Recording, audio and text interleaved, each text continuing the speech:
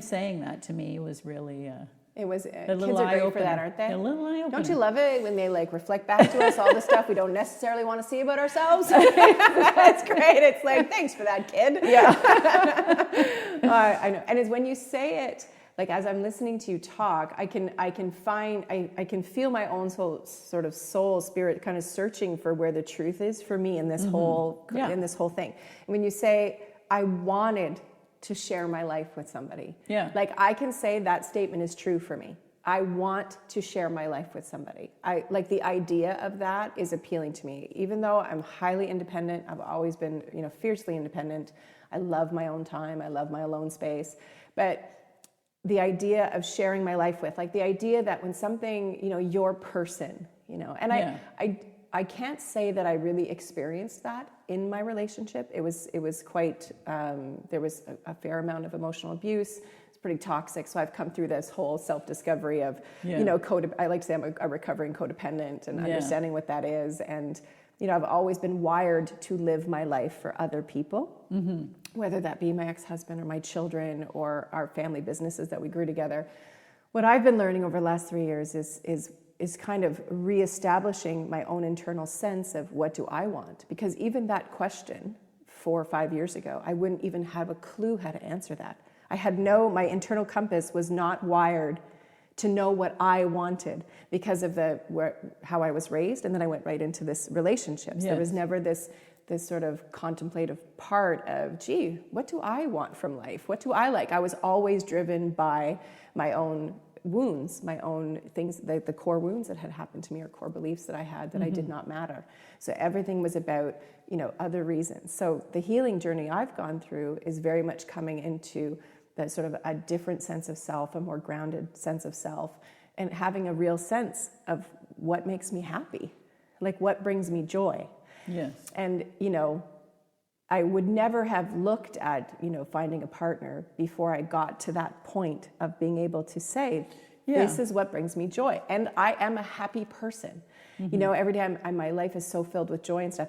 And that's the very reason I would want to share it with someone. Well, and right? That's exactly the right place to be. You want to be in that place, and that's going to make you more successful at it. But it's like, there's some things emotionally you're looking for. There's some things, for me, it was like, I want somebody else to take the garbage out and cut the grass and who's handy. And I'm sick of figuring everything out on my own. But I also want, an emotional partner, intellectual partner. I want somebody who loves to travel. I want the things that I wanted, sort of, that I felt like I was missing. And it's interesting as well that you talk about, your family of origin, because when I'm doing interviews, often I'll have people say to me, because I always want to know a little history. Oh, yes. Yeah. So I'll say, well, tell me a little bit about your previous marriages. Well, I was married to, this guy, and I was married to this guy, and, they're both really high energy, movers, shakers, doctors, running a practice or specialists or this or that. And I say, so, what kind of person are you looking for this time? Well, I really like the mover and shaker. I like somebody really successful who's really, rich and everything. I said, so let's look at your, family of origin. So who were you raised by? Well, I was raised by these people. And I said, and what were your relationships? Well, not very good, because, they didn't have time for me, and they didn't, they're very emotionally distant and all those kind of things. So I said, well, let's look at your husband. So that's what didn't work there. So you want that again. So you want me to introduce your next ex-husband. So version 2.0 or 3.0 of the same thing. Yeah. So let's do a little thinking about that. And maybe wouldn't it be nice to have somebody who's relatively successful, or at least at the success level that you have, but it's got time in their life for a marriage and a relationship and the things that you want. Yeah. And some people are very reflective and they say, yeah, you're right. And then some people are, no, it matters more to me what's on my arm than what makes me happy. Oh, wow. And so it's, you have to make, as a matchmaker, you can't judge what people want. You can help them kind of discover so they get where they're going to, but you can't really tell them where they should be going to. Right. So you can make suggestions or you can make observations, but unless somebody says to me, I want you to tell me what I should do, or you can't really Right. interject with your feelings on what might make them happy. Right. Because it's not technically CBT. It's not. I'd like it to be, because We'd I love could it to really be. help And most people. people need it. Yeah, Like, they do, oh they my do, gosh. yeah. Like I was in it for, I don't know, 15 years probably or so. And I found it fascinating and It's just learning. it's so eye-opening. It and, is. And people don't realize it. And unfortunately, it's quite expensive, but it's like, and if people don't know what we're talking about, it's cognitive behavioral therapy. So why are you doing the things you're doing? Yeah. And let's examine why you're doing them and where you hope to get by doing them. And so it was very useful for me, and I think a lot of my clients have done it. And a lot of my clients have done some work on themselves. They can tell you what their Myers-Briggs is, Yes, and exactly. it's like, oh, it's really fascinating and useful. Yes. So it's, Yeah. Family of origin is such an important part of understanding yourself, because you understand,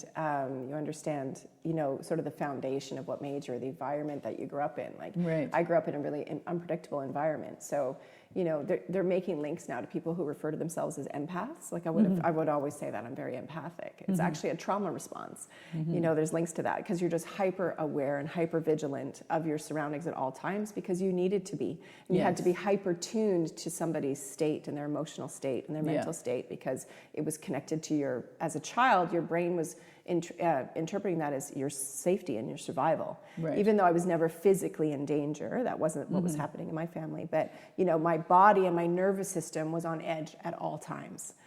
So and when you learn, education is so powerful. Education is everything. When you learn about yourself and you say, you start to understand, that's why I react this way in that situation. Or, healing can be hard to go through, but it is also a beautiful thing to go through. And we also, we do these things that are, these sort of hurt things are passed through generation. Like I look at, for instance, my sister was visiting over Christmas, and I was busy laying out the kids' stockings at the end of the bed. And she said to me, Linda, why are you doing that? And I said, well, that's just what Mother did. And she said, yeah, but you have a fireplace. And she said, Mother did that because her mother did that because everybody was so drunk on Christmas Eve and so hungover on Christmas morning that's why they did that. So it was like, I didn't know that to do that. I didn't know that's why I was doing that. You could actually put them on the fireplace. Exactly, I could put them up on the. So we carry these generations of hurt, and we don't even know that we're perpetuating this Right. Stuff that went on in other generations. So do you find as a matchmaker that you mentioned that you saw it in a dream, and you're just really good at reading people and sort of matching up like what their words are saying and the gut feeling that you get? Like, have you feel that you've developed this extra sense? Well, I really believe in callings, and my twin sister, I have an identical twin sister, she's a social worker. Okay. So I think in some ways we have the same job. We want to help people. Yeah. We want to get them where they want to be. And I sort of maybe went more the romance route. Right. And, but I do think I have intuition that is very strong. But I think intuition is always, it's about observation. So do I believe in intuition? I believe that I'm very intuitive because I'm an incredibly strong observer of people. And even over the phone, I get so much information from people that they're like, I can't believe that you know that about me. And it's like, well, I just listened to you for an hour. I can tell you, what's going on for you. And so it's, I think intuition is huge, but do I think it's a magical thing? No, I think it's the power of observation, Yeah. which is sort of, it is extrasensory in a way, because you're picking up more, you're opening yourself up All to the more vibes. frequencies, Yeah. all the vibes of Yeah. information Yeah. coming in Yeah. from people. So if anybody watching is interested in matchmaking services, what would be the process with you? They would what's your website? So MistyRiverIntros.com. Okay. And we actually have a talk feature on there. So if you're not quite ready to pick up the phone, Okay. you can ask us questions, or if you want to book an appointment, there's a calendar on there. You can book yourself an appointment to talk to us. Okay. I'm always happy to do a free consultation. It doesn't obligate you if you feel like, I want to see what you think, and if you think I'm a good candidate, and if you have people that would meet the criteria I'm looking for. Always happy to do that, and then you can go away and sleep on it or think about it and decide to or not to. I'm happy to do that, and I have excellent staff that Nancy also does interviews, so we're of the same mind, who we can help and who we can't. Okay. Sometimes people are not at the right place in their life. Yeah. They need to spend a little bit more time grieving or those kind of things, and come back when they're ready. Mm-hmm. And so what can someone expect? So let's say they make an appointment, they start talking with you, So and then we what's do the an whole interview. process? Okay. We'll go through an application. We'll talk about pictures, look at some of your pictures, make sure that we have pictures that we want to use. If we don't, we'll send the person out for photos, or I'll go and take their pictures. If they're local to me, I'm happy. I do travel as well occasionally, so still. They have to have identification, so you have to prove who you are and where you live. Okay. To me, obviously I don't share that information, but I need to make sure you are who you say you are. You work where you say you work, you live where you say you live, those kind of things. I've been doing it so long, I've sort of got a good feel for when I'm, being... Your little radar. Yeah, like, okay. If you tell me you're a venture capitalist and you live in Toronto and you're not, I can't find you anywhere on the internet, you're probably not a venture capitalist living in Toronto. So. Maybe dreaming of being a venture capitalist, but not actually. So, so I've got a good radar. So you're very hands-on. There's a lot of, sounds like secure protocols that really give it a sense of safety and security. I'll be honest, we have a huge database. So some people, like I just got back from 10 days holidays, and I was going through all the new people and looking at who's come on and going, oh, isn't he cute? Isn't he good looking? Isn't she pretty? Looking at all the pictures. And, so there's a lot that goes on that I can't be. I'm not on every page. I'm not talking to you every week usually. I have some people that I talk to every week because they want to. But then everybody has their own liaison that they work with, and usually people will get a rapport with that person and say, they don't want to even talk to me. So which is fine. As long as they're as long as they're happy. Yeah. But if there's somebody that's concerned about their matches or anything, I'm always available. I have regular office hours that you can talk directly to me. And I really believe that I need to be accountable and am if you want to speak to me directly. Well, it's wonderful. So congratulations on a wonderful business model. Oh, really, that just probably helps a lot of people, I can imagine. And you give me hope for romance when I hear you talking. I'm like, oh, there's hope out there to find somebody to share my life with eventually one day. So you may find me on your doorstep at some point. Well, you're lovely, so I'm sure you'll do very well. Well, thanks. Thank you. Some days.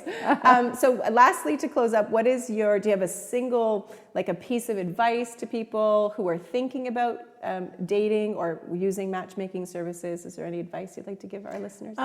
Be honest about what you're looking for. People are always scared to tell me what they're actually looking for. It's well, I don't want to be, I don't want to appear rude. No, tell me what you want. Tell me what you want, and you should feel comfortable with the person you're working with. So even though maybe you're not going to be working with me every week, I hire the people you're going to be working with, so they're like me. They have the same sensibilities as me. So you want to hire somebody who you like and you feel understands you.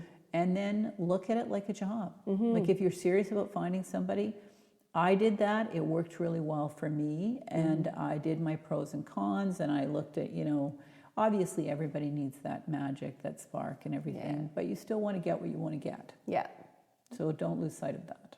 With a spark. With a spark. Get your list with a spark. Yeah.